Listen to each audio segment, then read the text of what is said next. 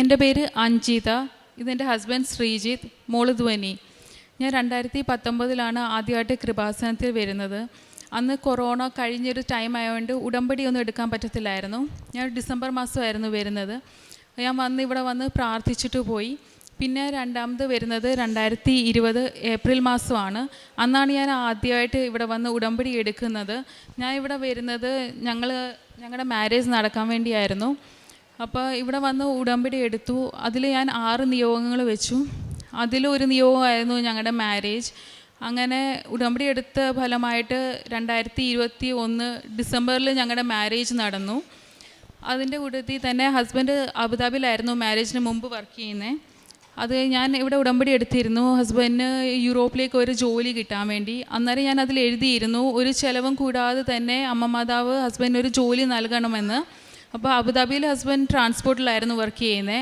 അതേപോലെ തന്നെ മാൾട്ടയിൽ അവിടുത്തെ പബ്ലിക് ട്രാൻസ്പോർട്ടിലേക്ക് ഹസ്ബൻഡിന് ജോലി ലഭിച്ചു. അതും ഓൺലൈൻ ഇൻ്റർവ്യൂ വഴി തന്നെ, വേറെ ഒരു ഫീസ് പ്രോസസ്സിങ് ഒന്നുമില്ലാതെ തന്നെ ഹസ്ബൻഡിന് മാൾട്ട പബ്ലിക് ട്രാൻസ്പോർട്ടിലേക്ക് ജോലി ലഭിച്ചു. പിന്നെ ഞങ്ങളുടെ കല്യാണം കഴിഞ്ഞിട്ട് ഞാൻ പ്രഗ്നൻ്റ് ആയ സമയത്ത് അന്ന് അറിഞ്ഞ സമയത്ത് ഞാൻ ആദ്യം ഇവിടെ ഓടി വന്ന് ഇവിടെ പ്രാർത്ഥിച്ചു. അന്ന് ഞാൻ മാതാവിനോട് പ്രാർത്ഥിച്ചിരുന്നു എനിക്ക് നോർമൽ ഡെലിവറി ആയിരിക്കണമെന്ന്. അങ്ങനെ കുഞ്ഞിന് 5 മാസമായപ്പോൾ കുറച്ച് സ്കാനിങ്ങിൽ കോംപ്ലിക്കേഷൻസൊക്കെ ഉണ്ടായിരുന്നു.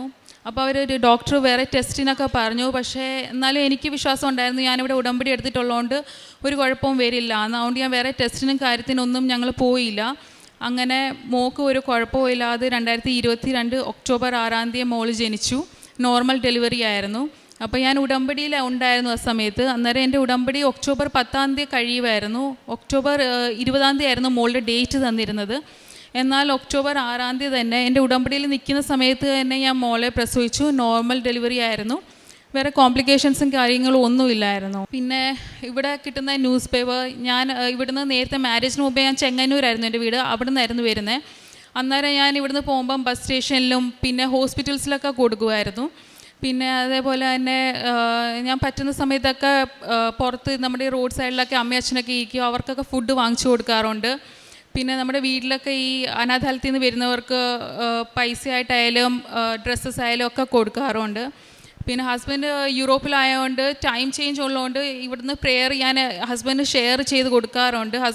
ഹസ്ബൻഡ് പറ്റുന്ന സമയത്തൊക്കെ പ്രെയർ കാണാറുമുണ്ട്. ഞാൻ ഡെയിലി ഇവിടെ ട്യൂസ്ഡേ നടക്കുന്ന അച്ഛൻ്റെ പ്രെയർ ഓൺലൈൻ കൂടാറുണ്ട്. പിന്നെ വെനസ്ഡേയും സാറ്റർഡേയും 2 ദിവസവും ഞാൻ ഫാസ്റ്റിംഗ് ചെയ്യാറുണ്ട്. അമ്മ മാതാവിനും ഈശോയിനും 1000 നന്ദി. വിശുദ്ധ ലൂക്കായുടെ സുവിശേഷം 2-ാം അധ്യായം 31-ാം തിരുവചനം. സകല ജനതകൾക്കും വേണ്ടി അങ്ങ് ഒരുക്കിയിരിക്കുന്ന രക്ഷ എൻ്റെ കണ്ണുകൾ കണ്ടുകഴിഞ്ഞു. അത് വിജാതിയർക്ക് വെളിപാടിൻ്റെ പ്രകാശവും അവിടുത്തെ ജനമായ ഇസ്രായേലിൻ്റെ മഹിമയുമാണ്. ദൈവത്തിൻ്റെ വാഗ്ദാനമായ ഈശോ മിശിഹായുടെ ഒരു വലിയ ജനന വാർത്തയെക്കുറിച്ച് ശിമയോൻ ഈശോയെ കയ്യിലെടുത്തുകൊണ്ട് പറയുന്നതാണ്, സകല ജനത്തിനു വേണ്ടിയുള്ള രക്ഷ ഞാൻ കണ്ടു കഴിഞ്ഞു എന്നുള്ളത്.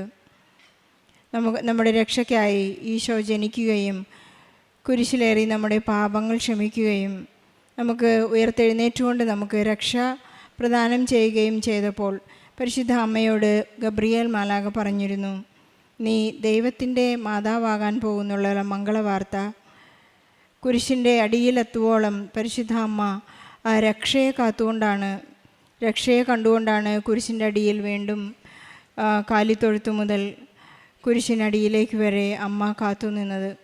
ആ രക്ഷയാണ് ഇപ്പോൾ നമുക്ക് നമ്മുടെ ജീവിതത്തിലുണ്ടാകുന്ന എല്ലാ ദുരന്തങ്ങളിലും നമുക്ക് വേണ്ടി മാധ്യസ്ഥം വഹിച്ചുകൊണ്ട് ഈശോ തന്നെ നമ്മെ രക്ഷിക്കുന്നതെന്ന് ഓരോ ഉടമ്പടി പ്രത്യക്ഷീകരണ സാക്ഷ്യത്തിൽ നമുക്ക് മനസ്സിലാകാം.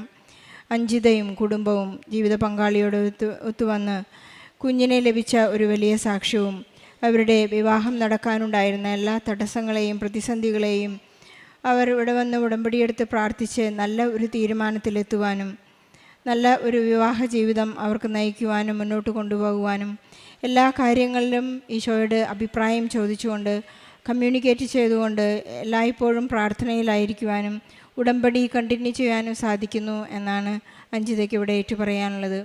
ഈ കുഞ്ഞ് ജനിക്കുമ്പോൾ അതൊരു വിവാദ വിഷയമായി നിങ്ങളുടെ കുടുംബത്തിലുണ്ടായേക്കാവുന്ന ഒരു വലിയ സങ്കടത്തിന് കാരണമായേക്കാം.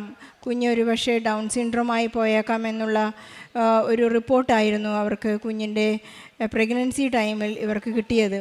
പക്ഷേ ഇവർ ഉടമ്പടിയിലായിരുന്നു. ഇവരെല്ലാ ദിവസവും തൈലം പൂശി പ്രാർത്ഥിച്ചുകൊണ്ട് കാത്തിരുന്ന് കുഞ്ഞ് ജനിച്ചപ്പോൾ യാതൊരു കുഴപ്പവുമില്ലാതെ ഇന്ന് യാതൊരു അപകടസ്ഥിതിയോ അസ്വസ്ഥതകളോ ഇല്ലാതെ ഇന്നവർക്ക് കുഞ്ഞിനെ ലഭിച്ചിരിക്കുന്നു എന്ന് ഇവർ ഏറ്റുപറയുകയാണ്.